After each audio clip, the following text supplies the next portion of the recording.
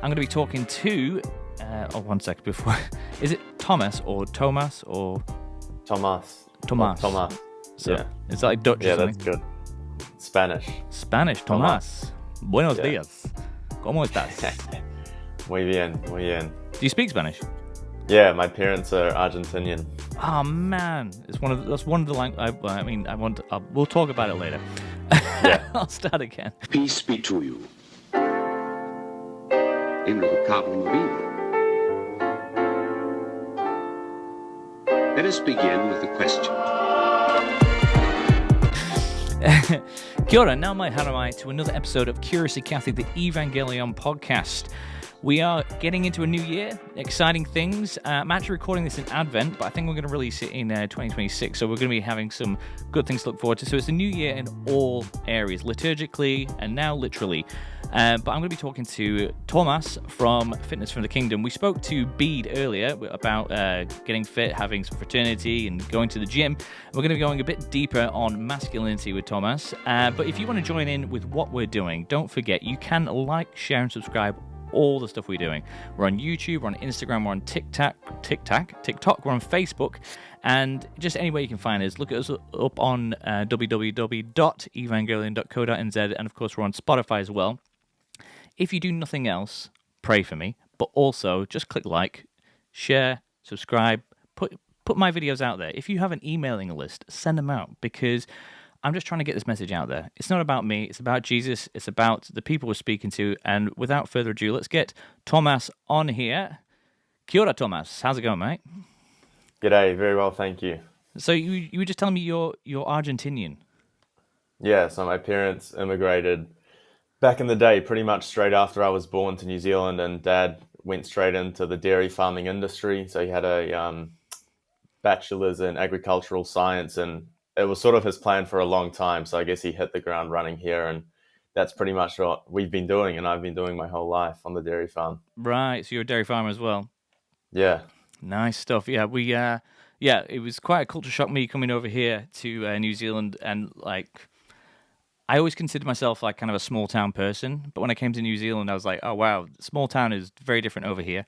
And my first job was as a labourer for the Waikato Regional Council, and basically we were just fixing pump sheds and drainage and Crack up. Yeah. yeah, mate, it was a baptism of fire. It was insane, but it was really cool getting like that involved into agriculture from something that I'm not really used to.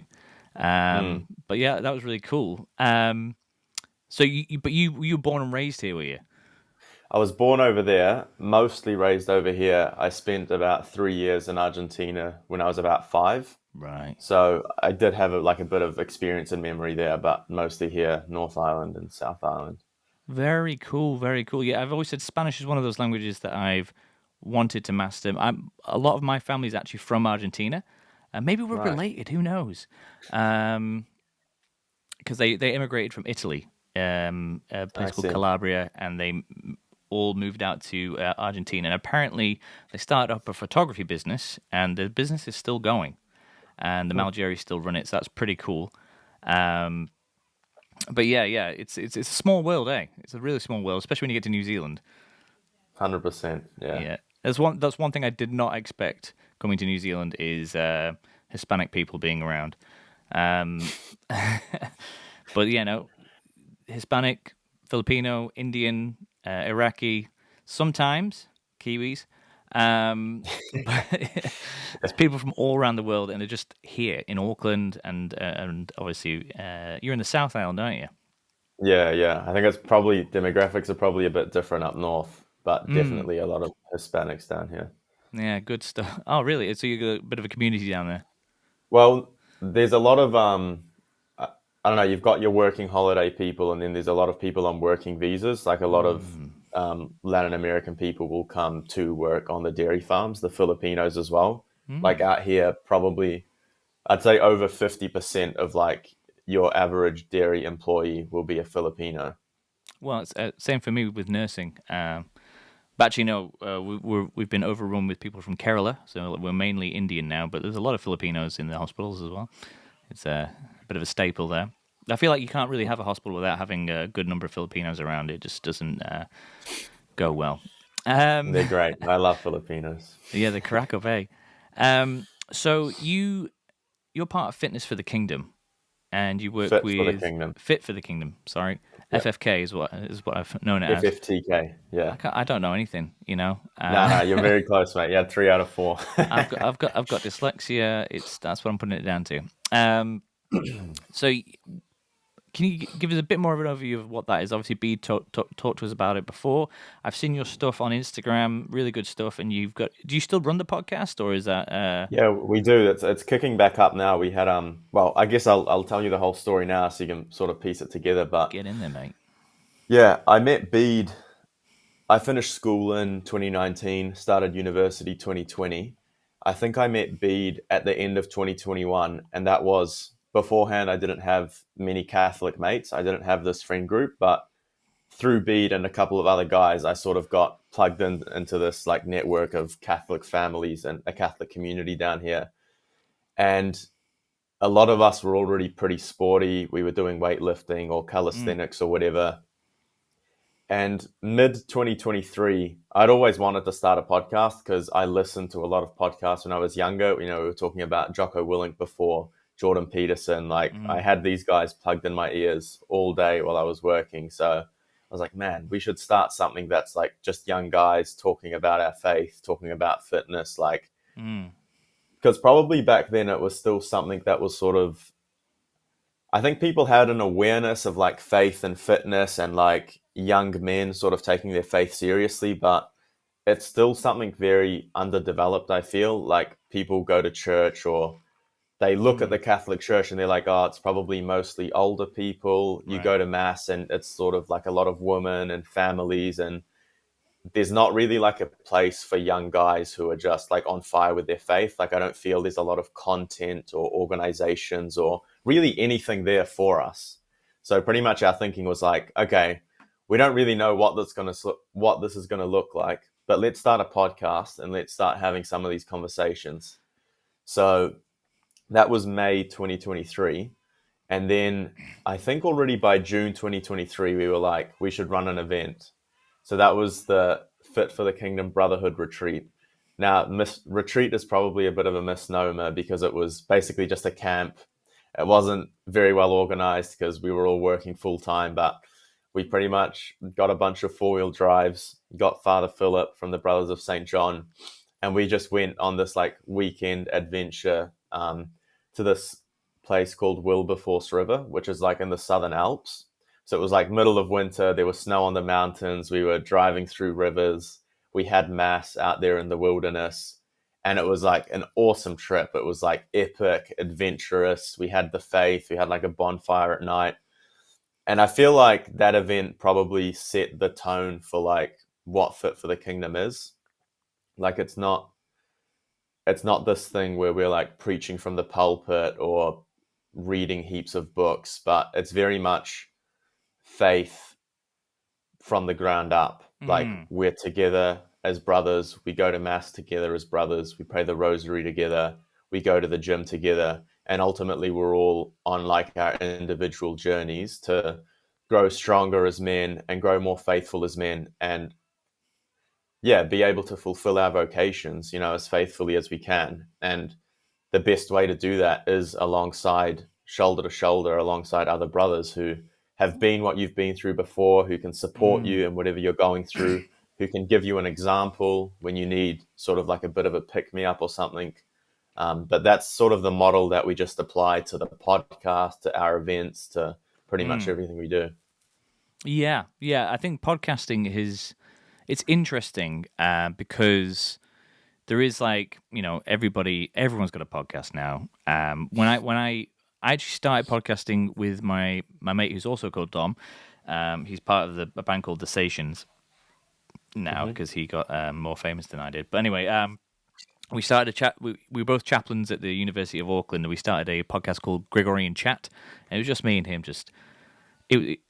Go back and look at those videos if you want, but they're embarrassing. We just talked about. We don't know what we talked about. It was more entertainment than anything, and so we did that. We did that for about a year or so, and we enjoyed it, and it was just for me, it was learning the process. Because when I first moved out to New Zealand, I experienced Life FM. And I was like, wow, you guys have like a Christian radio station? I don't know if we probably do have one in England, but like my car never had the radio growing up, so I don't know what's on the radio. But I was like, wow, you guys have a radio station that's Christian. Why don't we make a Catholic one?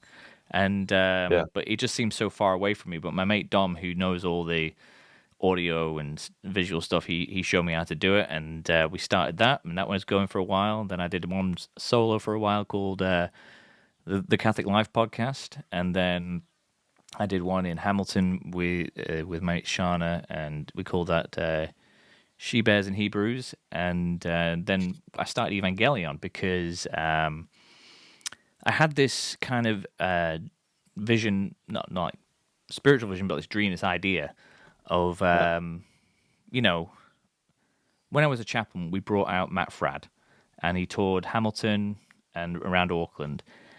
And it was about $10,000. And I was like, you know what? For me, that's a lot of money, but that's not actually that much money to bring him over. So why don't we just do that? And I found some people that were smarter than me, and I said, let's do it. And that's how Evangelion was started. They've since moved on to bigger things, but this podcast was like, they were like really smart people, and they could do the organizational side of things. And I was like, you know what I can do? I can talk into a microphone. And so we started the Evangelion podcast. But then we found out there's already a podcast called the Evangelion Podcast, and it's also hosted by someone called Dom. So we have to come up with something a bit new, a bit different. And there's Curiously Catholic was born, and we've been going for 5 years. But the podcasting is, I don't want to put it up there with the epistles, but we are sending out messages to people. It's not as directed, but there is a level of evangelism involved, and I think, you know, the Pope this year did Catholic Influencers kind of conference. I was busy, unfortunately, didn't get the invitation.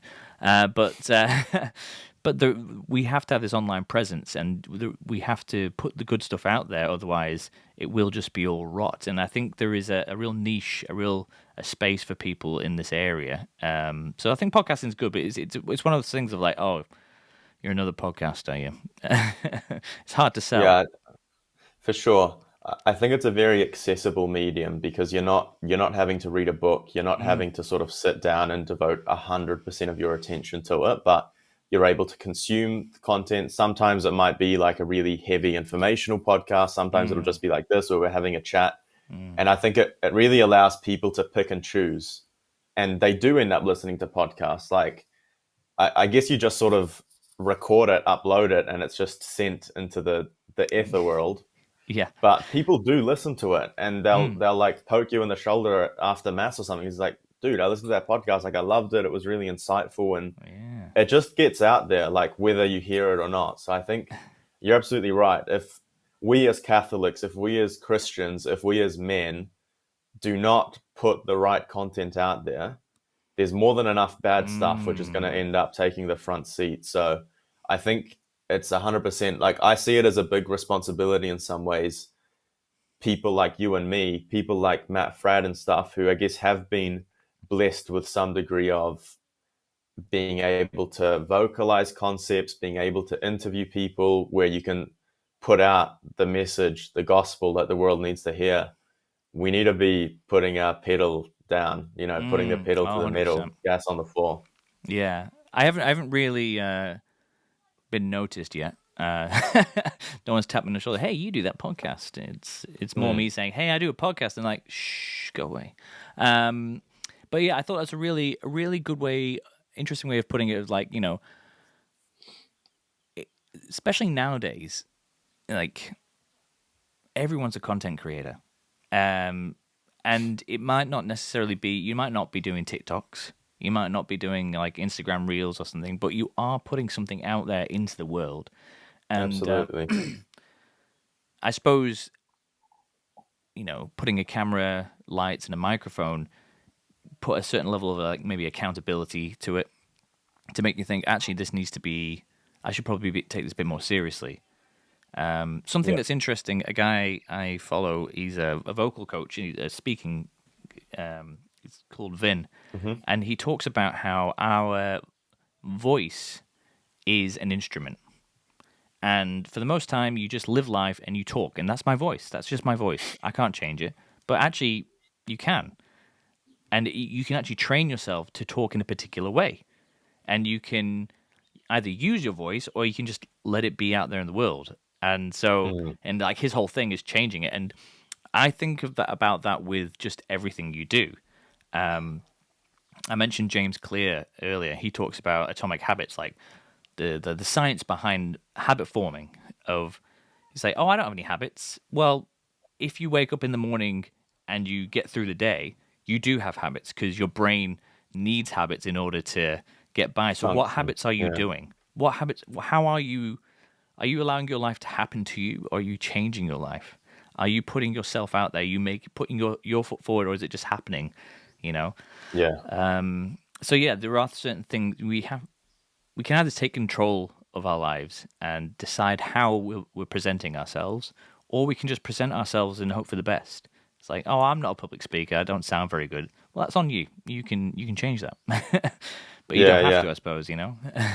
Yeah, I mean, anyone who follows me on Instagram knows like I'm a huge fan of the word intentional and intentionality. Like, I think you can summarize most of people's issues or vices or bad habits. It's just the lack of intentionality. Mm, It's like when I'm going to bed and I'm thinking, okay, what time am I going to wake up tomorrow? How much time am I going to make for prayer? How much time am I going to make for the gym? It's all yeah. about the intention. I'm going to pray every day. I'm going to work out 3 or 4 or 5 times a week. And if I have that intention, I need to carry that through into my actions. And that requires planning. That requires the systems. Like, I'm not just going to wake up without an alarm and magically have enough time and motivation to do all of the stuff that I want to do. You've got to Yeah. write it down on paper and you've got to follow through. Yeah, yeah. You got to take your life seriously. And like we were just talking earlier, I was just trying to quickly find the reference of, St. Paul says to prepare as you're in a race. Prepare as if you're going to win the race. Yeah. Because I mean, it'd be so easy to say, "Oh, I didn't really want to be in this race. I don't really recognize I'm in a race. Everyone's running around me. I'm not really a runner. I'm just going to walk." you Right. know, but everyone's Yeah. running around you, and they say the best way to win a game is to convince someone else that they're not playing a game. There's no game to play, and that's how the Yeah. devil works. He's convinced us he's not around, but he actually is, and he's poking us. But I think Absolutely. I think we're kind of getting into the topic here because we're two blokes talking about how to take our life seriously and how to present ourselves in the world, and we're going to talk about masculinity. So I was thinking, you know, in order to solve a problem, you have to work out what the problem is. And I suppose the problem for us is we're men. So, you know, I hear a lot nowadays that men are not men anymore. I mean, I wasn't around before I was around, so I don't really know what that means. There's lots of Right. kind of memes about it. But, Mm. what would you say, when you hear that phrase, what does it mean to you? Do you think it's true? Men aren't men anymore? Like, what would you say, it is that, um, We're missing in a way. what we're missing, but what is it to be a man? Yeah. I mean, I guess it's an interesting phrase, men aren't men anymore. And you're right. We see it all over social media. We see, figures like Andrew Tate who are sort of calling out. The thing that I like about figures like that is that they obviously speak in a very sort of inflammatory and provocative way. Mm, Like that's how mm, they're getting their clicks and their views. But I think the truth that they speak to is that the biggest problem that I see in a lot of young men, definitely in a lot of older men, is that they've kind of resigned themselves to kind of, as you said, they've resigned themselves to walk the race. hmm, Here are your set of cards, and they'll just grab them and accept them and just turn around and keep walking. Like they're never actually going to question what did what did God bring me here to do? What is my vocation? How do I fulfill my vocation to my utmost strength and fidelity? How do I crucify myself with Christ day in and day out? Like, how do I mm, live this life of sacrifice that I'm called to? mm. Those are all questions and concepts that are completely foreign to the modern man. like most people my age or your age, you know, they'll be tradies or they'll be working an office job. They hate their job. They get home and all they do in their home is put on a TV show on Netflix or go to the pub. Can't wait till Friday. We'll clock off, sink some more alcohol. And it's just this endless cycle of like getting through the day, getting through the week, getting through another year. And these guys are just, I don't know, I think there's a quote from Roosevelt or something. He says, like, most men are afraid to die, but how many men truly live? And Mm. I think he's bang on right, because I do see a lot of men and I do see a lot of young guys who have not been given the right guidance, whether that be from their parents, from the church. Maybe they haven't had or they haven't been exposed to people like Jocko Willink or Jordan Peterson who give like a really good positive message with that. And they just sort of end up walking around in circles, figuratively speaking, their whole life. And even if they do hear the gospel or people who are exposed to the faith, it's presented in a very non-committal way. It's like, here's the truth, you should follow it, but we're not really going to tell you how. We're not really going to tell you why. Just come to mass on Sunday and that'll be enough. And that's not enough for men. Like, men need something that sets their soul on fire. They need a mission to live and die for. You know, they need a war to fight. They need a wife and a family to give their life for, to work for, you know, to sacrifice for. They need this greater mission. And so few people have that. Like, eventually you do see them, like Charlie Kirk. There's a great example. Like, Wow, yeah. I think most people didn't know about him before he died. I knew of him. I didn't watch much of his stuff, but to me, like, the image that was left in my mind and that I could get from social media about Charlie Kirk, that he was this guy who stood up 100% for what he believed for. And he lived for what he believed for. He did all of these campus stores. He started the podcast. He started this business. I forgot what it was called, Pro something America or whatever. But he gave himself, even before he died, he gave himself for the cause, for the Yeah. mission he believed in. And now he's got this like fiery monument of glory that everyone just knows that, man, this guy was a legend. This guy lived and died for what he believed in. I want to be like Charlie Kirk. And Charlie Kirk was just a man who lived for his mission. So I think that kind of man is coming more into the societal awareness. People love Jocko Willink because he's a guy who is just completely focused and locked in on his mission. He's got Oh, his yeah. leadership consulting. Like, he's just good at what he does. I don't know. You could name many other figures like that, 100%, but I yeah. think the reason why these guys are dominating on the online world is because they're giving men what they need, which is Yeah. purpose and mission and an example of a leader. Yeah. So, Yeah, it's like, I guess men know that they know that they need to live their life on purpose, but they don't know what that looks like. And I think, you know, I don't want to put it all on society, but like, the world we live in today has kind of neutered men a bit. We have this whole thing with toxic masculinity, like an over feminized kind of world that we live in, and like it's interesting. Like, I was thinking about it, of, you know, how people say, women are so complicated. I just don't, you know, who can understand women, you know? Well, it's not spoken about, but it's equally true the other way around. Women don't understand men. I mean, men don't. I mean, I'm not saying we all understand all men, but like, there is certain things that we, you know, can get. But like, yeah. So women have seen some issues that are produced by men, and they've tackled it in a female way, and that's created the right. culture that we live in currently. Mm. I saw people talking about how kind of the incel culture, and which is predominantly like online, based around like pornography and stuff like that, Yeah. has had an impact on society that was people unsure of. Apparently, I think it was in Portugal or something, there was this phenomena where if too many men were in society, they would send a whole bunch out on ships because they realized that too much aggression would build up. If it's too many men with nothing to do, they would start being destructive.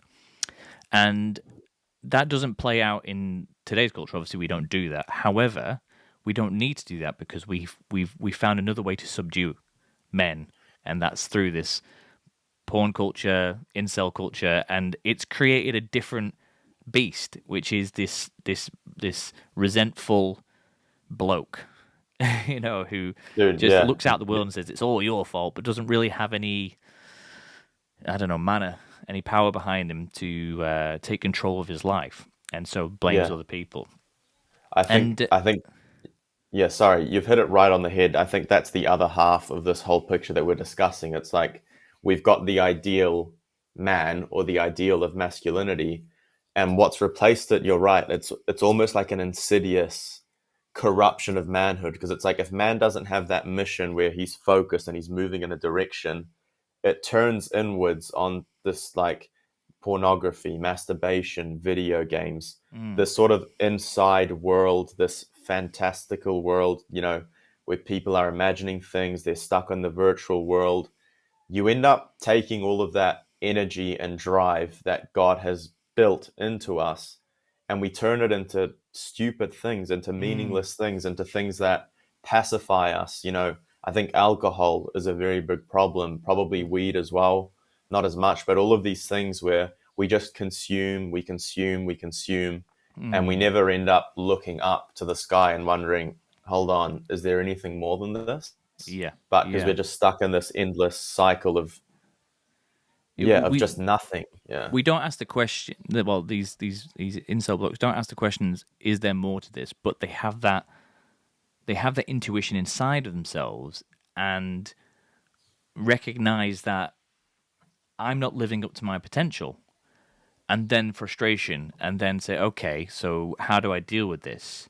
Mm. And looking at yourself is very difficult. It's very difficult. I was actually listening to a psychologist who was saying that these elements of like online gaming, pornography, you name it, YouTube content, just scrolling Yeah. mindlessly, it's externalized everything.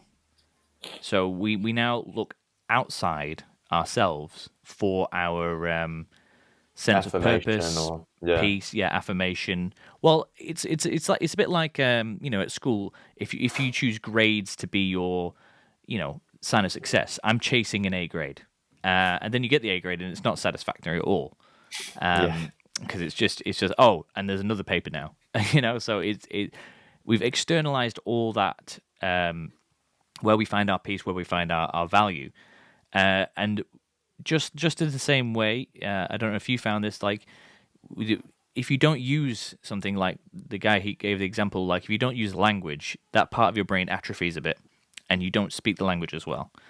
And Mm. he's saying that there was this. His name's Dr. K, and we no longer are in touch with ourselves internally.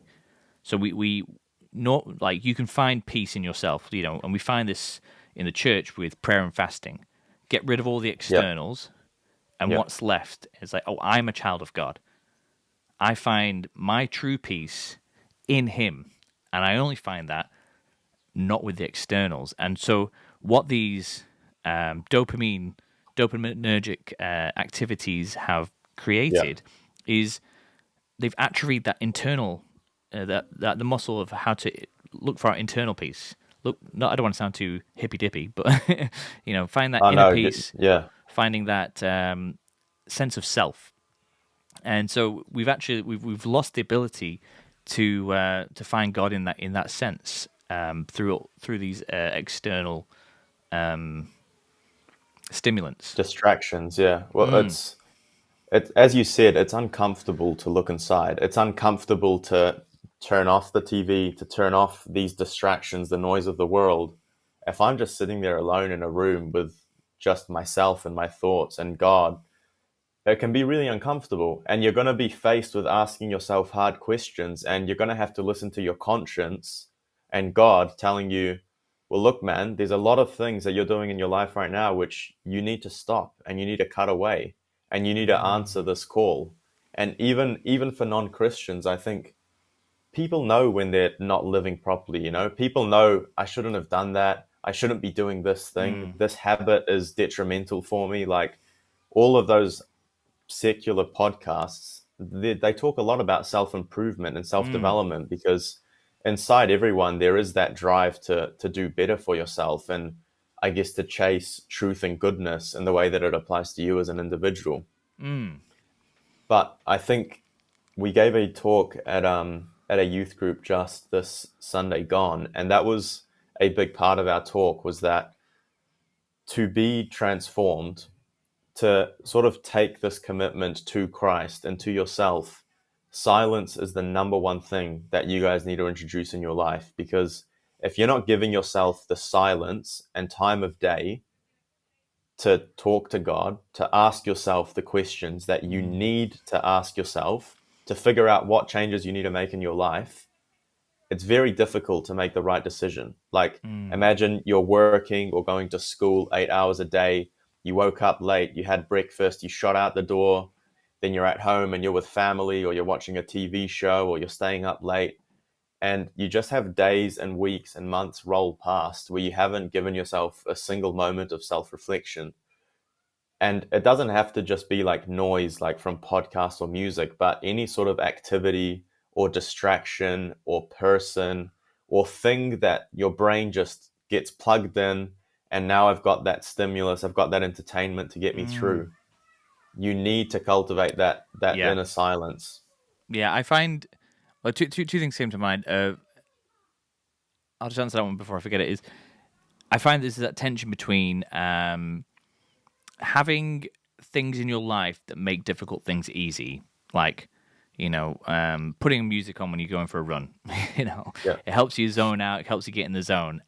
for sure. However, it's probably better to not do that. Like if it gets to the point where you can't go for a run without listening to music, Yeah. um, or like James Clear talks about this, putting things in your routine so then it becomes part of your routine. So then it's no longer really discipline. It's just something you do. Like you don't have to think about brushing your teeth. You don't have to think about how you put your shoes on. It's just something you do before you've got a way that you tie your shoelaces, or Mm. like you use slides instead just to decrease the brain activity. But and so that's good, like especially if you're starting a new project and there's lots of resistance, be it going to the gym, be it getting off your phone, be it getting in the garden more, whatever it is. There's certain things like, okay, I'll put a podcast on whilst I'm in the garden, and then I'm doing the thing that I Absolutely. want to do, and I'm also you know kind of dampening that kind of, I don't know, anxiety or whatever it is that. Friction. Yeah. Yeah, and so so it's a good thing. But then also, if you're gardening, that's a really great place to connect with God, and the best way to connect with God is silence. And so maybe it's Yeah. something you can develop with. So like, there's a bit of a tension there of like how much, you know, how do we recognize the good in these? I'm going to say numbing agents for lack of a better word, because essentially that's what they are, really. If you're like, oh, I need to do the dishes, it's like, I'm just going to put a podcast, music, whatever it is, on in the Yeah. Yeah. background, Yeah. so then I don't have to think about what I'm doing. Yeah. When you're doing the dishes, it's fine.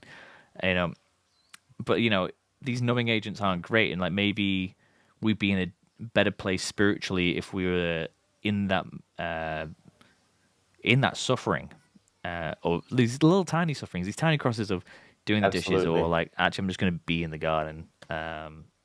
Yeah, that's a really, really important point. And you're right, it's a hard thing to balance. I mean, at the end of the day, none of us are saints and we're fallen creatures. So Mm, I don't have an ability to, in pure silence and pure suffering, to just go through my day in perfect mortification and mm, fasting. Like, I need, like, my brain needs breaks, my soul needs breaks. Like, there's nothing wrong with taking consolation in a podcast, in a meal, in a mm, friend. Like, those are good things that God has intended for us as creatures, because we are physical creatures. I can't remember the saint quote exactly, but he talks about this, that there is actually nothing wrong in taking consolation from these things. There's obviously a problem, as you said, if I can't go for a run without music, or I can't do any sort of gym exercise without music, well, that's probably not a good thing, because you've taken this normal, morally neutral consolation and you've now gotten kind of like attached to it, to the point where now you can't do something which you should be able to do normally without music. Right. Yeah. And I don't know, it's the same with driving. Like, I love podcasts, but I'd also think it's probably unhealthy if every single time I get in the car, I always plug in a podcast and I never give myself the opportunity to just sort of look at the landscape or just sit with my thoughts a bit. So I was I guess there's a temperance. I Yeah. was actually talking to my wife about this the other day. You know how we've in the States, at least, they've got these. Do they call them like Waymos? It's like self-driving cars that are taxis. So you don't Yeah. order an Uber with someone driving. You order a car, and a car just turns up, and you get in it, and it drives you where you're supposed to go. Sorry, that was my second door. She needed to put a scooter away, but she just got whipped away and Good beaten girl. by her mother. Anyway, so we were talking about these like ways. There's a whole bunch of different companies that are Okay. doing these self-driven electric cars, and I was saying, because obviously, as just seen there, we've got little children, and kids, when they get in the car, they fall asleep and they nap in the car. In fact, some people, one of the bad habits with having kids is we'll put them in the car, then they'll have a nap, because it's not a great nap, and then they can only nap when you're driving. So then you're just spending a lot of money on fuel and driving around aimlessly with your Right. child. Right. And I was thinking, well, if you have a self-driving car, like you have a Tesla or something, or you only use these Waymos, you might get used to, like, I could have a quick nap, and then it gets to the point of every time you get in a car, you fall asleep. And so then I was saying to Jess, like, would it be like a kid? It's like, actually, now I have to sleep in my car because that's the only, I can only sleep with the car sounds or something. But she was saying Yeah. that actually it's probably more likely that every time you get in a car, you'll just fall asleep, regardless of what kind of car it is, who you're with, because you'll just be used to that. Yeah. And like, Yeah. bring it into what we were talking about, like, you know, you're the good that you're trying to achieve, getting fitter, getting in the garden, doing a project, gets replaced with the numbing agent. It's like, oh, I can't do my good thing without my, comfort blanket. you know, Yeah.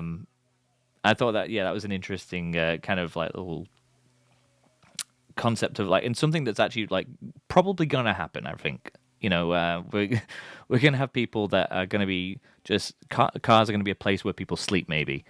Yeah, or do work. You're driving home or to the office, and cool, well, I'm going to open my laptop and work even more, instead of, taking that time that maybe God intends, you can have this little breather. Yeah, well, here's an interesting one. I often think of like we've mentioned, lots of self-improvement guys, and this goes into the point I was going to make. Is like sometimes I'm a bit embarrassed when I'm talking to my friends. Like, oh yeah, I was listening to Tony Robbins. Like, oh, the self-improvement guy. It's like, what are you trying to find, like a guru or something? Like, well, he says Yeah. a lot of smart things, and I do want to be better, but like. Tony Robbins, really?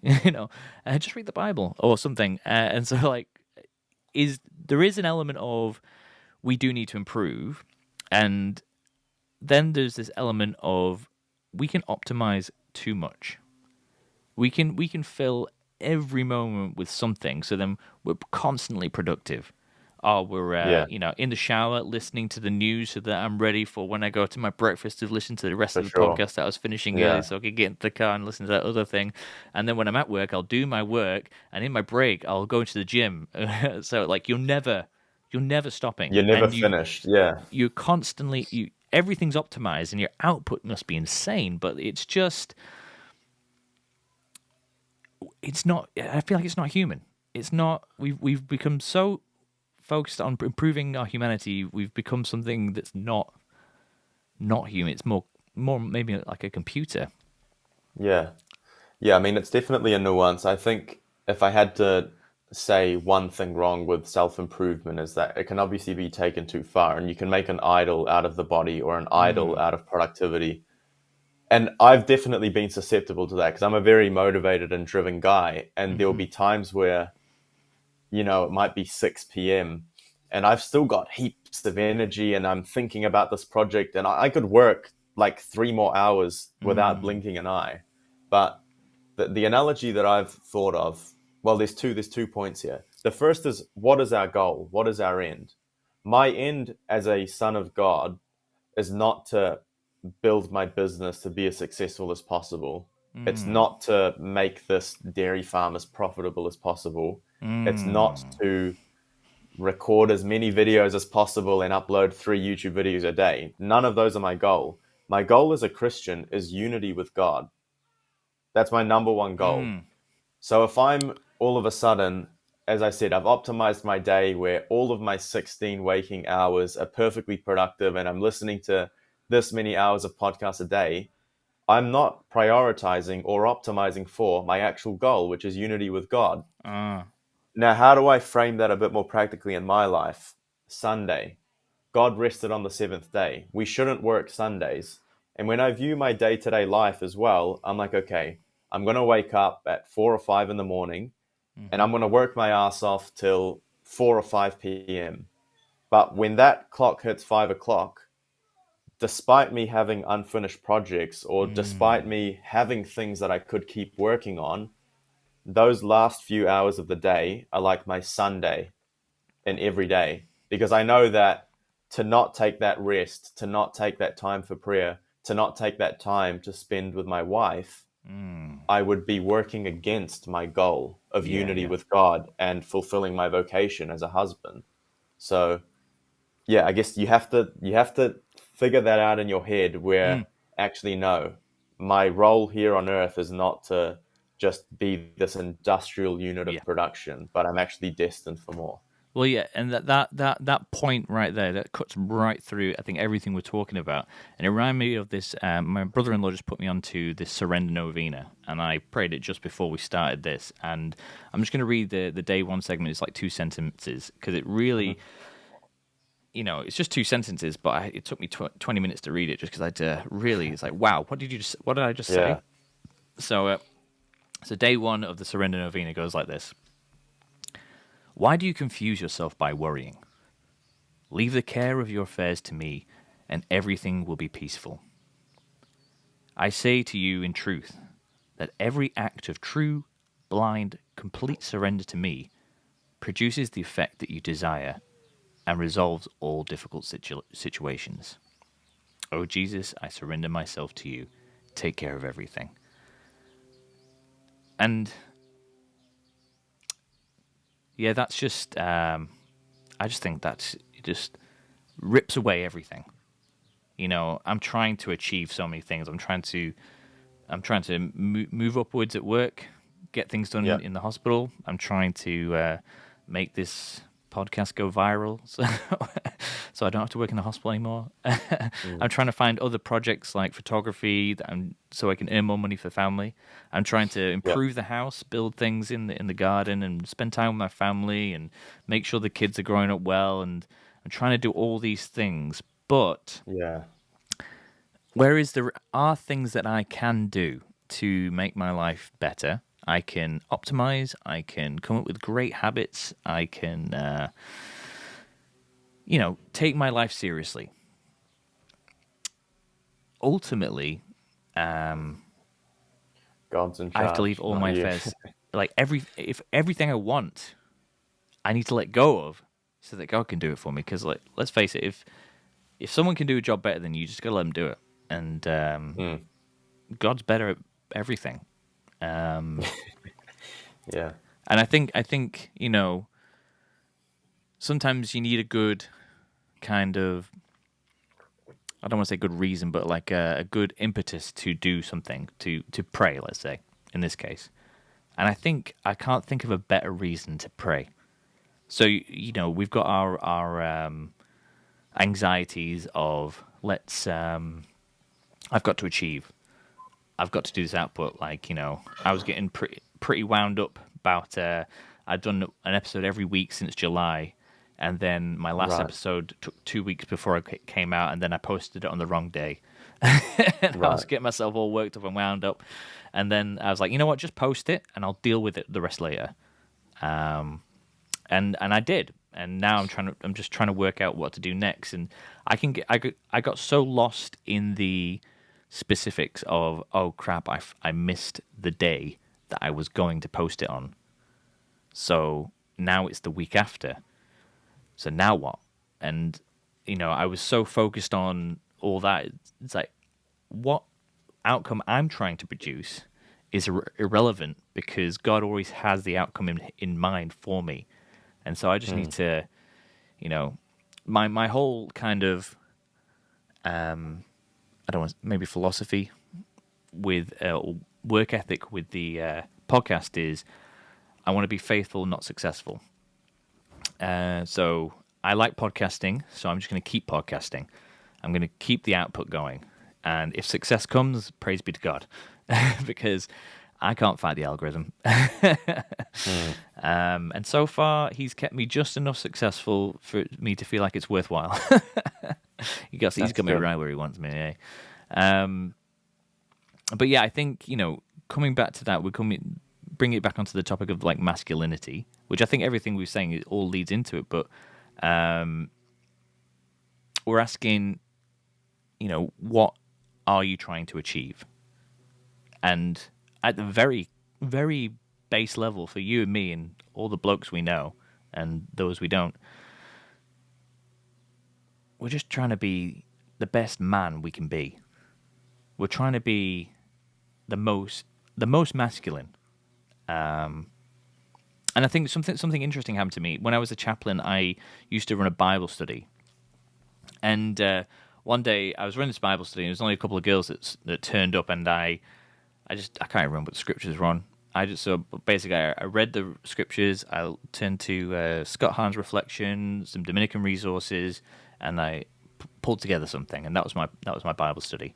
And one of the girls turned to me and goes, "This is a really manly Bible study." And I had no idea. I wasn't like, I'm doing a Bible study for men that happens to be girls. I was just reflecting on the scriptures. And at the time, I was like, I don't know what to do with that. But it makes me think, we're talking, what is masculinity? We have these traditional stereotypes of, like, I don't know, the Andrew Tate, big muscles, he can fight, he's aggressive, he's, succeeding in business, sleeping around with lots of women, and he's looking good, smelling good, I imagine.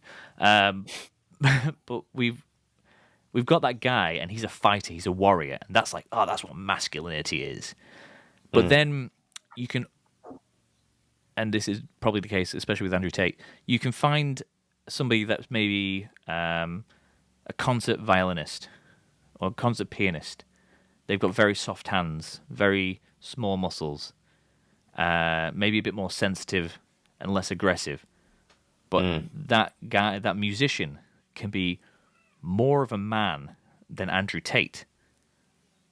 So, like, but what would come out of that man, that musician, would be manly. It'd be an overflowing of who he is. So someone might say, "You play the violin very manly." It's like you're playing that in a very masculine way, and it's just playing the violin, it's just playing the song, but it's coming from a man. And so yeah, and that kind of, what is truly man? What is masculine? Yeah,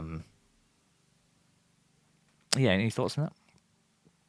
Yeah, I guess it's a hard question to wrestle with because, as you said, you might have a figure like Andrew Tate, or you might just have like a general archetype in your head, which maybe you as a guy don't perfectly conform to.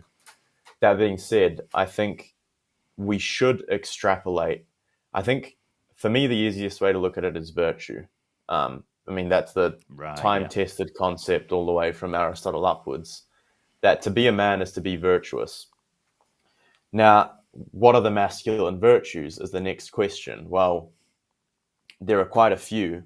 I think for me, the ones that I focused on, I guess, is especially in the beginning, because I used to play video games and stuff. So I I wasn't a very kind of traditionally masculine guy in that regard. But for me, I guess two of the virtues that helped me possibly become more of a man or become more masculine in an authentic sense were discipline and temperance, because I needed the temperance to sort of recognize, okay, you're probably doing too much of these things, or you shouldn't be doing these things at all. So I needed the virtue of temperance to plug in.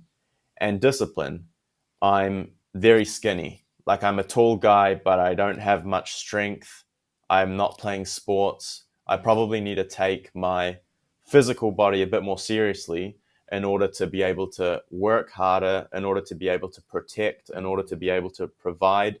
There was nothing about physique or, chasing vanity, but it's like, okay, if as a man, my duty is to protect, provide, and be like a leader, to be the shepherd, well, that does require me to be a little physical. It doesn't require me to be a Yeah. bodybuilder, but I should be going on runs. I should be doing some weightlifting. I should be taking care of my body, eating healthy.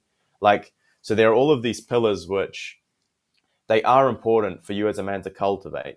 So, okay, we don't need to be a kickboxing champion like Andrew Tate, but at the same time, if you're just a guy who reads the Bible every morning and doesn't go outside and is like pale and very skinny and doesn't push himself physically, well, similarly, I'm going to be raising alarm bells, because it's like, Yeah. okay, sure, he's not playing into the full machismo kind of stereotype, but let's also admit that part of being a man is bringing that physicality for protection, for providing, not for aggression or just showing off. But there's a genuine aspect of us as men which is physical. You don't need to look any further than Jesus Christ and Saint Joseph. Amen. Both of them were carpenters. Jesus was walking through the desert. He fasted for 40 days. He carried the cross. A lot of Jesus's life and public ministry and his redeeming act on the cross was all physical. If Jesus was just this skinny guy who had no resilience and no discipline, well, it wouldn't have worked. Like, he needed those aspects of his masculinity and of his manhood.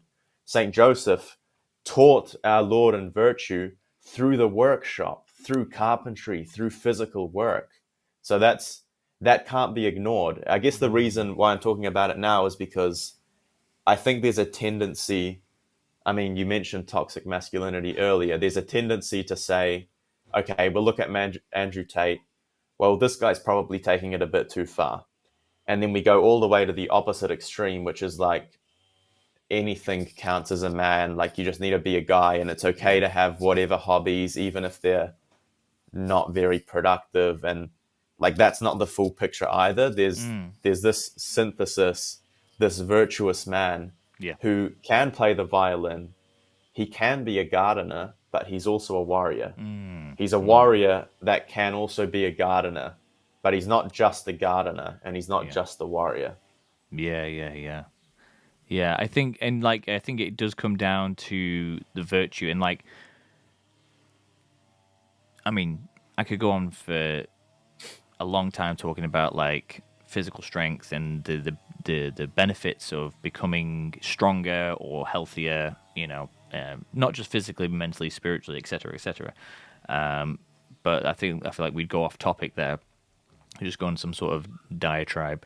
But yeah, you were mentioning that virtue because, like, you think of the guy, maybe, you can only do so much. So, mate, a guy in a wheelchair or something like that. Yeah. It's like he's not going to be going to the gym. He's not going to be going for a run.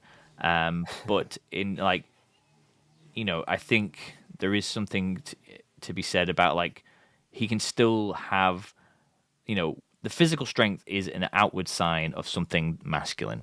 You see someone with big muscles, and it's like manly because it's a sign of strength. It's a sign. It's not strength. It's the sign of discipline. This guy has the discipline to train and eat healthy and stuff. Yeah, and you could have, a painter who, all he does is move a brush, and so he doesn't have big muscles, but he can still have that masculine strength, that aura, if you want, that manner that comes with him because he is, trained in virtue. Yes. Something that's a big part of masculinity is sacrifice. And there was this bit that Patrick Bet David, I saw a clip of him say whilst I was researching for all this. And I just thought, I mean, it hits me particularly strongly because, like, I'm a dad and it's about being a dad, but I think it tells a truth about masculinity. So Patrick Bet David says, a dad can lose friends. He can be misunderstood by his own family. He can carry the weight of criticism and still sleep just fine at night. Because his mission isn't to be liked by the crowd. His mission is to be respected, trusted, and loved by the only audience that matters, his children. One day, those kids will look back and realize why Dad said no when everyone else said yes. Why he stood his ground when it would have been easier to bend. Why he took the long road even when the short one looked tempting. A father doesn't measure his success by applause. He measures it by the way his children see him when the world is quiet, and by whether they know, without a shadow of a doubt, that's my dad, and I'm proud he's mine.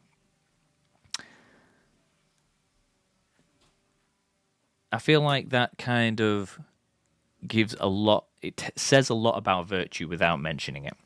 And one of the one of the things I've been reflecting on for a while is the what I've called like the sacrifice play. If you're in a conflict, if you're in a difficult situation where there's a problem that needs solving, and it seems like there's no way out, there's always a way out that I think without fail always wins, and that is the sacrifice play. We see this in Jesus. You know, darkness is coming down on the world, and he says, "Yeah, I'm going to die." It's like, what are you talking about? That's stupid. Why would you do that? No, I'm going to sacrifice myself. I'm going to take on this sin. It's like, no, you can't do that. That's stupid. Why would you do that? Right. Because I can, and if I take out this, then everyone else is going to be fine. And you can see this in small things. You know, say you had a conflict at work and the boss is forcing you into a certain situation. It's like, I can just leave. It's like, yeah, but then you won't have a job. It's like, yeah, I can find another job. It'll be difficult, and it's going to be a massive sacrifice. I'm going to have to work a lot harder. I'm going to find more things, but I can do that. And it's something that the church doesn't. I think the church provides as an option, but doesn't say it doesn't advise it necessarily. You know, right? We should live a life of sacrifice, but you shouldn't go out sacrificing yourself all the time. Right. You know, obviously, be like Jesus, and he sacrificed himself so that others might, you know, gain heaven, and we should do that. But I'm not saying you should do it. You shouldn't do it right now. And so the situations where like you've got a difficult boss at work, and you just need to sit through it and bear it out, and that's another masculine trait. And what I loved about this thing that PBD says is another thing that I've been reflecting on is part of being a man isn't about how much you do. It's not about your output necessarily, but it's about how heavy a weight can you bear and not break. And like Patrick's talking here about like stand firm in your, be resolute in your stance. Yeah. Defend your family even when your family don't agree with you. And know that what you're doing is right. Because in the moment, the kids are going to go crazy. Your wife's going to be questioning you, but you're doing the right thing. And it's like, okay, I'm going to carry this criticism. I'm going to bear this weight. You know, I had a scenario at work where I came up against one of the senior medical officers, who we had a conflict. And this is one of the big bosses in the hospital, one of the biggest, like, the highest level doctor. And he did something, and I was like, you can't do that. And I'm just some guy. He doesn't know who I am. Right. I'm not even a senior nurse. I'm a nurse. You know, bog standard, run of the mill. And I just come up against this guy, and he's doing something wrong. And I say, you can't do that. And I just start arguing with him. And I could feel this tension. I could feel like the air got prickly, and I could feel like, you know, the adrenaline like getting ready, my flight Yeah. response coming on, and the masculine thing in that moment was not to punch him, though I may have wanted to. No, but like it's like, okay, I can feel this tension, and I can take in that fire, and I can put it out, and I can keep moving forward, and we can do the right thing.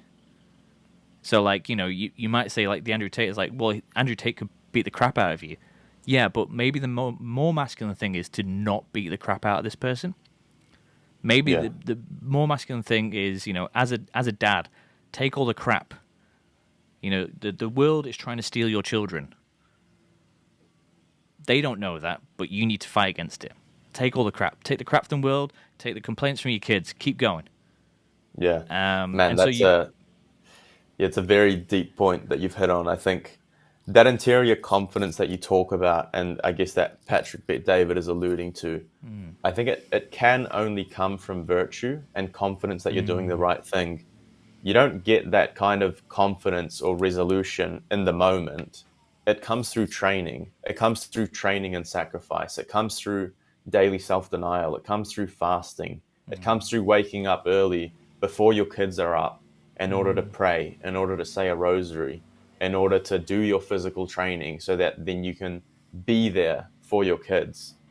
But it comes from a man cultivating in himself those attributes. And I think the other thing that we're touching on here is, you know, Jordan Peterson, it was one of those things that sort of went viral. It's like meekness is not weakness. To Wow, be yeah. meek is to carry the sword, to carry yourself as a man who has that capacity for aggression, but you're able to keep the sword sheathed. That sword is controlled by your prudence, is controlled by your reason, is controlled by your temperance. It doesn't mean to not have a sword. It doesn't mean to throw the sword in the bin. You've still got a sword because you're Right. a man and you're a warrior and you need to be able to fight.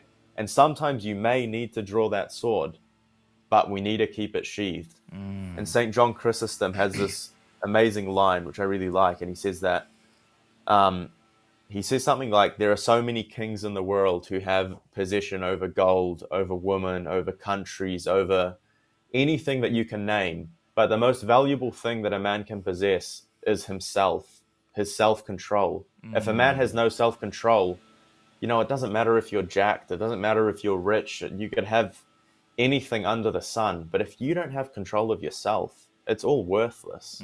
So that self-possession, again, that self-possession only comes from discipline. That self-possession only comes from living an intentional life.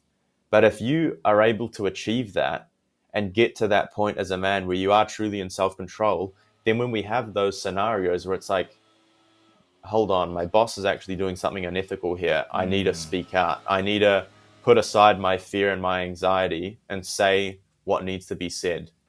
My kids are doing this thing, or they want to attend this event, which is wrong, and all of their friends are going. And it's like, well, I need to make the tough call here as a man. I can see that. I can see that danger. And it's my job, regardless of the criticism, regardless if my boss might fire me, regardless of the worldly consequences, I need to act upon truth and justice. Yeah. Yeah. Yeah. That's taking responsibility. I feel is well, yeah. Except when it's the masculine trait. You know, I think everyone has to take responsibility to a certain extent, but I think Yep. somehow, for men, there is a deeper that has a deeper meaning, deeper resonance, or maybe it's the fact that like taking responsibility for yourself is also when you take responsibility, it's for others. You're Absolutely. protecting the family, and the most important thing is that you are, you know, able to carry yourself. You're able to keep powering through, in spite of all things. And Yeah. I think, I feel like it's a significant, if not the masculine trait. And I think it's also a solution to this disenfranchisement we see with Yep. young boys. there is no responsibility. And like it doesn't have to be a physical fight. We see St. Carlo Acutis. He was online. He was he's in front of. He's not going to be having big muscles. He's a young lad online talking to people about God. He took responsibility of that ability. Yeah. He said, "Okay, I'm Of going to that use this. I'm talent not he going to be had. used by Yeah. it." Yeah. And yeah, I think that's. I think we're touching on something else that I think's quite. It's mentioned a lot, and I find it's odd because I find this both empowering and depressing at the same time. Is this concept of masculinity is like kind of all suffering. Matt Yeah. Walsh, in one of his more recent episodes, he did this bit at the end where he was commenting on a video of it was a video of a bloke crying. Turns out that bloke was a transgender. It was a woman Okay. that became a Yeah. man, and he was saying how you can't become a man, no matter how much you look like one. However, you can taste a little bit of what it's like to be a man. And so this person in the video was crying because it's like, I had to go for a meal all by myself, and it's so lonely.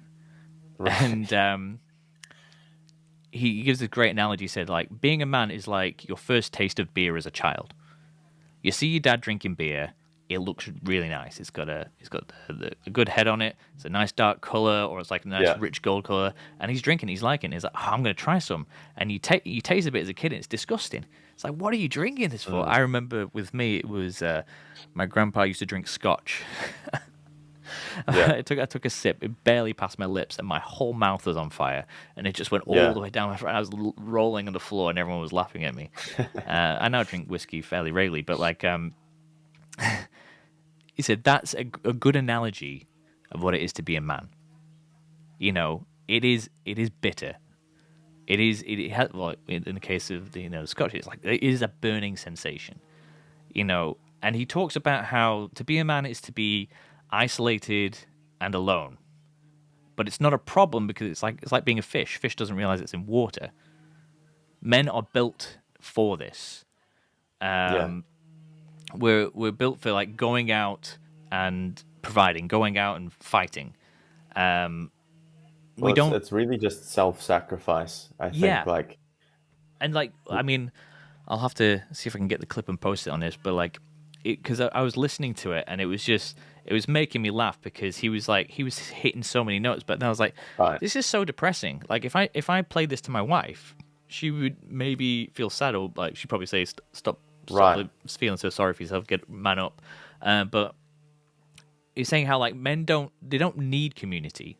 They can have fraternity and that's helpful, but like isolation is a place for men. Going out into the wilderness, foraging, Absolutely. hunting, gathering, fighting, sacrificing ourselves, that is what it is to be a man. And male relationship is one of conflict. Iron sharpens iron. Yes. Iron doesn't stroke iron. It doesn't rub gently against iron. For sure. We strike at each other and we tackle each other and we challenge each other. And Yeah. it's not a place for women. It's not saying that women can't be successful in whatever area, but when you're coming up again, if you're entering into the man world, if you're getting into a masculine space, it's not a place that a feminine genus would do well. It's a horrible place, but it doesn't. It's only a horrible place if you don't have the psychology for it. Men were built to be men for a reason, and that's because in order to be a man, you have to bear heavy weights, heavy burdens, and keep on going. And Yeah. that part of that heavy Yeah. burden is, finding a wife. It's not all romance. It's a lot of rejection. Part of that Absolutely. is, Or it's not the pleasure that you get from dating. Actually, you're going to have to buy a ring and commit to her and actually give yourself, not just, can have a fun Friday night or Saturday night. It's like nah, bro, the fullness of this vocation is for you to lay down your life for her Yeah, and yeah, for your yeah. kids. Yeah, the role of a father, of a man, is to create a family and to provide for a family at your expense. So I'm going to miss the first steps because I'm going to be doing a shift. I might not get to every birthday because I'm, fixing the Yeah, house. yeah, But like again, it's kind of what we're built for. And going back to what I was saying, is like men don't understand women, but women don't understand men either. And that's where we have to work together. We complement one another. Um, but there is something to being a man that's very difficult, which kind of brings me on to a point that I heard Chris Williamson from Modern Wisdom talk about, and he says that 91% of middle-aged men who died by suicide sought the help that is promoted, like the call centers, mental oh health wow, outreach, yeah, and still, even with reaching out to those things, 91% who sought help still committed suicide. And so he's bringing the point. It's like this isn't working, and there's a lot, and I haven't found any conclusions around it. But there's a lot about how do men talk about being a man. We don't talk about it by talking about our feelings because that's what women do, and it just doesn't work. And we know that because the models of these things, this statistic here, the models of these things are talk about your feelings, and they do. yeah, And then 91% fail rate, right, But he said that something that I thought was quite interesting. He said, you know, men have to have an acceptance of their shortcomings with a vision of something greater. So it's kind of like, to put it in more my language, is I'm really shit at everything. I'm going to carry on anyway. I'm gonna get better. And so, there needs to be that kind of it's okay to be bad at something. It's okay to you're enough. But also, and I think this is my guess is this is probably where the mental health space, well, the statistic comes from, is like it ends there of you are enough, and then it's kind of you're enough, stop trying. But men need that extra boost of you're enough, Right. and you can be more, and then you'll also be enough. And so we need that. Yeah. We That's need what that. Jordan Peterson says. Yeah. He's like, yeah. Sorry, I was just gonna say it's that exact point that you said. He's like, teenagers get told it's like you're okay as you are, but the teenager is not happy with how he is. So if you tell him Mm, that, you're affirming a bad part of him. It's like, okay, I'm 17 years old. I struggle with heaps of addictions. I feel like crap all the time. And then there's this adult coming in and telling me, you're fine as you are. You're okay. Just love yeah. yourself. But my whole being is just screaming for something different, for Yeah. something to change. And I just get told you're okay as you are. And it's like, well, that's not, you haven't even said that there's a problem. You haven't addressed the problem. You Yeah. haven't given him that vision of what he can become either. Mm. Yeah. Yeah. Yeah. It's a it's a paradox. It's you're okay, and you're not okay. You're okay, but you're not finished. You Yeah, know. yeah. Well, I think it's like God doesn't love us for who we're going to become. He, in his unconditional love, he loves both of us and everyone right now, when we were born, when we were toddlers, when we were stupid teenagers. He loved Mm, us perfectly at every step of the way. That doesn't mean that we're a finished work, as you said. There's still more to do. There's still right. my talents, which I have a duty to develop. There's still my vocation, Mm, which I have a duty to work and sacrifice myself for. That mm, doesn't mean that God's love is dependent on, you know, if I make this amount of money or if I provide for my family well. right. Yeah. God's love is unconditional. The conditions don't matter. Yeah. That doesn't remove the impetus and the responsibility that we all have, though. Yeah. It's interesting. I was talking to my dad, and you see these clips. It's like, here's 100 questions to ask your dad before it's too late. And like I sent him all these questions. And he's like, I don't really want to answer these questions because like things were like, what was the biggest mistake you made, and how did you go overcome it? And he was saying to me, it's. I feel like it's pointless me answering these questions because I'm no longer the person I was when I made those mistakes. Like, I've lived many lives in this life, Right. and I was like, that really struck me of, oh, I guess a kind of childish view that maybe I was still holding on to was that people are, finished. They are like, a mum is a mum, a dad is a dad, and they, when you're a kid, your dad's always been your dad. That's what your dad is. Yeah. But Yeah. before your dad was a husband, before that he was just some guy. My dad's had many jobs. He was a nurse. He ran a cafe, a restaurant. He's a mathematician. He now sells medical equipment across the world. He's been many different things, and Right. even looking back on my life, I've been many different things. I used to live in a little town in England, and I moved to Wales, and I moved to London, and I moved to New Zealand, and in all those different spaces, I found out who I am a bit more, Yeah. and yeah, that constantly growing thing of like, you can always be more. It reminded me, it's a bit like in the church we have, the sacrament of penance. And like, I was reflecting one time about how crap I am in confession, and the advice was, it's like, yeah, that's okay because you're forgiven now. Go do better. Yeah. It's not, yeah, you're crap, and that's okay. Jesus Yeah. said, go forth and sin no more. It's like, you can be more. 100%. You can be forgiven, and you can move on.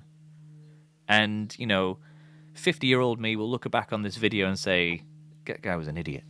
I remember when I turned 30, I was a chaplain, and I was looking at the students, and I was like, these guys are idiots, and I can remember doing everything that they're doing. It's like, I also used to be an idiot, and I was like, oh wow, this is going to happen throughout my whole life. Yeah. 30-year-old for me sure. looks at 20-year-old me, 40-year-old looks at me, looks at 30-year-old me, and I think that's the hope of the church. That's the hope that Christ gives us. There is always, we can always grow more in Him, and I suppose the way to grow in Him is to be the person we are created to be, which is, in our case, to be a man, which comes with certain characteristics, certain virtues, and Yeah. I suppose we need to find those virtues, and the best way to find them is to find God, and we find God through surrender, through silence, and through looking at who He created, which is me, and which is you. Yeah. Which is, I think, yeah. Just, I guess I'm just like, in my head, I'm just like kind of bringing everything together. Like, we've there is an answer to everything we're talking about, because there is a danger with these things that we can just like, and I feel like there is a lot of that of like, oh, being a man is abstract concept, and Yeah. then you kind of go, oh yeah, that's a cool abstract concept, and you carry on with your day. But we are tangible beings. We are incarnate souls. We have skin, touch, taste, feel. We live within time, and we can use all those things to the greater glory of God. Yeah. You look at God and His wisdom. We have to look no further than Jesus Christ and Saint Joseph, and we've got the perfect model of masculinity. It's laying down your life. Your friends will betray you. In a lot of cases, your friends will hand you to the enemy. People will not believe in you. People will slander you. It doesn't change your responsibility. it doesn't change your ultimate self-sacrifice, and you've got to be willing to shed blood. You've got to be willing to shed blood for your family and for what you believe in. And that's really it. Like, it doesn't go any further than that. Of course, that looks different in our state in life, but I think meditating on Jesus Christ, meditating on the passion, looking at what Jesus did in his public life, he fasted, he went and prayed in the dark before everyone was awake. He was a virtuous man. He grew in strength and in wisdom, it says in the Gospel of St. Luke. So it's not overcomplicated. That doesn't mean we shouldn't research it and learn about it and listen to podcasts to help us become better men. Oh yeah. But in terms of that ultimate archetype, it's right there for us as Christians. It's right there on the cross. Yeah. I suppose, like, if you're looking for wisdom in the world, and there is wisdom in the world, seek truth where there is truth. The first question is, how well do you know your Bible before you start reading Jordan Peterson, you know? 100%. I was doing the Bible in a year. I'm currently 3 years into my first year of doing it, and the thing that struck me was how much it tells me about humanity. It's like, wow, this is just real life. This is just... Yeah. This isn't about a bunch of superheroes that were Christian. This is about a bunch of really crap people that Just God like used. Yeah. Like, I thought Samson was way better than he was, and he's not. He's a horrible person. But yeah. So it's been an hour and a half almost, and we're still going. But I think we'll bring it to an end now because I've got to take the kids out to do play ball. But it's been great talking to you, Tomas. Where can people find you? What kind of stuff are you working on at the moment? Yeah, we just had an exciting meeting yesterday to plan the next round of St. Michael's Troops events, which is our in-person Fit for the Kingdom events. So there actually will be one in Auckland, all things going well. Very good. Coordinating with some boys there. We'll probably need to get you involved. We can talk about that a bit later.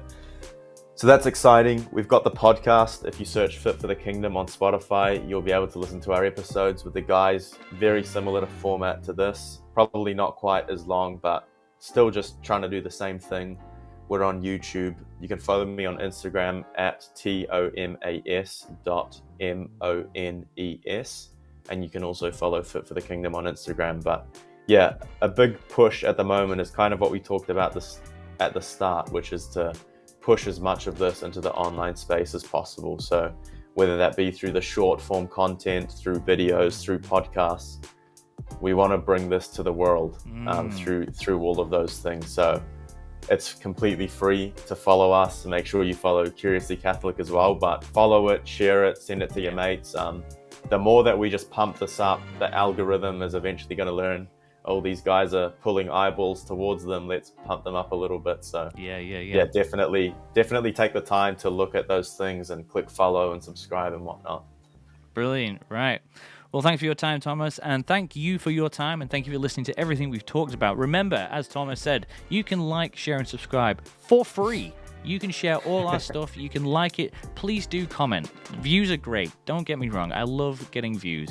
But it's about the engagement. And if you want to say something to us, even that this sucks, put it in the comments. My favorite comment so far is, do you guys not have a real job? And I said, yes, I do. But this is what I do in my spare time. This is what we do in our spare time. So please help us and make sure that we can make this a reality. We can make this maybe a full-time job. Maybe we can just, change the world a bit better, bring people closer to God. So like, share, and subscribe. Check us out at evangelion.co.nz, Curiously Catholic on all social media platforms. Thank you very much. God bless, and stay curious and stay Catholic.